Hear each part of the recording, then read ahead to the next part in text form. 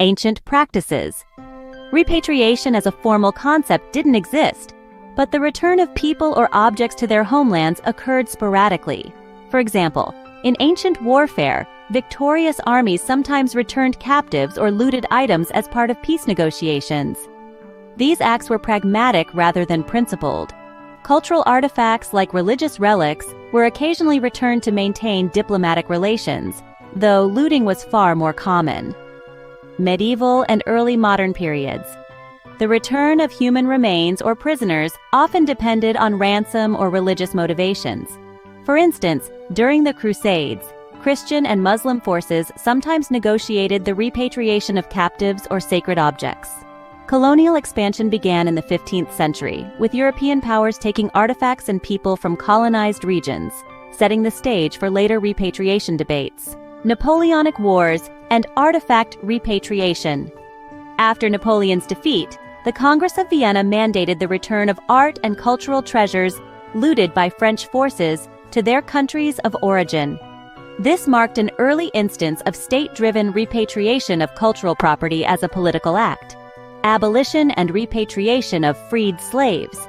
The abolition of slavery in the British Empire and the U.S. led to efforts to repatriate freed African slaves. The American Colonization Society facilitated the return of thousands to Liberia, though this was controversial and often coercive rather than voluntary. World War I and prisoner repatriation. The end of World War I saw large-scale repatriation of prisoners of war under the Treaty of Versailles. Millions of soldiers were returned to their home countries, formalized through international agreements, a precursor to modern humanitarian repatriation. Mexican repatriation in the U.S. During the Great Depression, the U.S. forcibly repatriated up to 2 million people of Mexican descent, including many U.S.-born citizens, to Mexico. Local and federal authorities used raids and coercion, driven by economic pressures and xenophobia. World War II and forced repatriation. Post-War II, the Allies repatriated millions of displaced persons, including forced laborers and refugees. Controversially, the Yalta Agreement led to the repatriation of Soviet citizens against their will, with many facing imprisonment or execution upon return to the USSR. Decolonization and diaspora returns. As colonial empires crumbled, newly independent nations sought the return of cultural artifacts.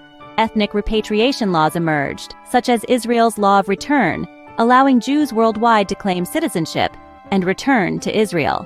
Korean War and battlefield remains.